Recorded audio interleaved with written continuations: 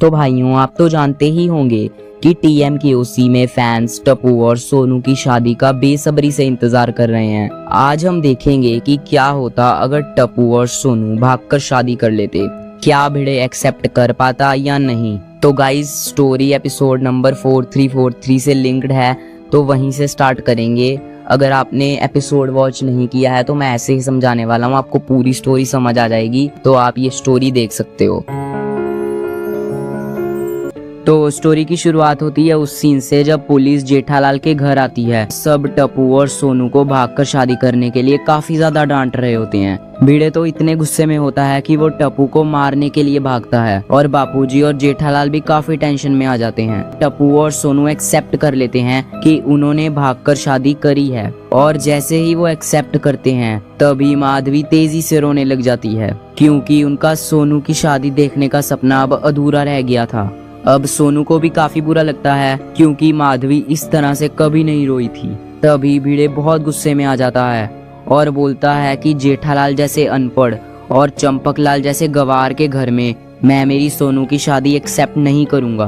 वो बापूजी और जेठालाल को बहुत भला बुरा बोलता है। फिर जेठालाल भी बहुत गुस्से में आ जाता है, क्योंकि भिड़े ने बापूजी को बोला था, और जब कोई जेठालाल के बापूजी पे बोले तो वो सह नहीं सकता था, और तभी वो भिड़े को मारने के लिए भागता है। लेकिन पुलिस बीच में आ जाती है और उन्हें हाथापाई करने से मना करती है, और पुलिस टप्पू के अगेंस्ट हुई कंप्लेंट को भी एक्सेप्ट नहीं करती, क्योंकि सोनू ने उसकी मर्जी से शादी की थी, इसलिए टप्पू पर कोई केस नहीं बनता था। लेकिन फिर भिड़े के चेहरे पर इतनी परेशानी आ जाती है, वो सोचने लगता है कि सोसाइटी वाले, उसके रिश्तेदार, जिस काका को उसने लड़का ढूंढने के लिए बोला था, वो ये सब क्या कहेंगे। लेकिन फिर बापूजी बड़ा दिल करके सारी बातें भुलाकर भिड़े को समझाने की कोशिश करते हैं, लेकिन भिड़े चंपक चाचा की एक नहीं सुनता और उन्हें इतना भला बुरा बोलता है, इवन वो जेठालाल की माँ को भी बीच में ले आता है। फिर जेठालाल भिड़े के लिए डंडा ले आता है और उसको मारने ही वाला होता है।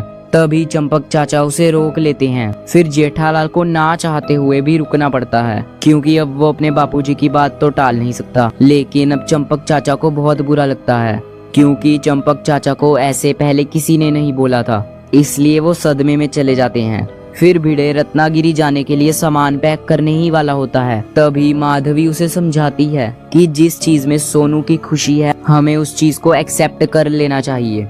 पहले तो भिड़े साफ मना कर देता है, लेकिन फिर जब थोड़े टाइम बाद उसका गुस्सा शांत होता है, उसको रियलाइज होता है कि वो इस तरह से सोनू को फोर्स नहीं कर सकते, और उसने चंपक चाचा को भी काफी भला बुरा बोला था।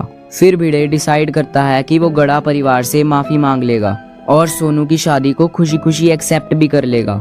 माधवी भी ये सुनकर काफी खुश होती है। लेकिन जब भिड़े और माधवी जेठालाल के घर जाते हैं, तब उनको पता लगता है कि चंपक चाचा सोसाइटी छोड़ के हमेशा हमेशा के लिए बचाऊ जा चुके हैं और गड़ा परिवार में उदासी का माहौल है। सोनू भी भिड़े से बहुत गुस्सा होती है। फिर भिड़े सबसे माफी मांग लेता है और जैसे तैसे सबको मना लेता है, लेकिन जेठालाल नहीं मानता और काफी टेंशन में होता है। फिर भिड़े जेठालाल से वादा करता है कि वो चंपक लाल को बचाऊ से कैसे भी करके लेकर आएगा, और भिड़े चंपक चाचा को मुंबई वापस लाने के लिए टप्पू और सोनू की मदद मांगता है। टप्पू और सोनू भी मदद करने के लिए तैयार हो जाते हैं। फिर जेठालाल बोलता है कि वो भी बापूजी को लेने चलेगा, लेकिन भिड़े मना कर देता है और बोलता है कि अगर जेठालाल वहां आएगा तो उनका प्लान भी फ्लॉप हो सकता है। पहले तो जेठालाल नहीं मानता, लेकिन फिर टप्पू से वादा करता है और बोलता है कि मैं दादाजी को घर वापस लेकर ही आऊंगा, और जब दादाजी आएंगे तभी सोनू का गृह प्रवेश होगा। अब क्योंकि टप्पू ने इतने कॉन्फिडेंस से बोला था, इसलिए जेठालाल को भी थोड़ा थोड़ा भरोसा होने लगता है। अब आगे की स्टोरी जानने के लिए आपको कमेंट करना होगा पार्ट 2।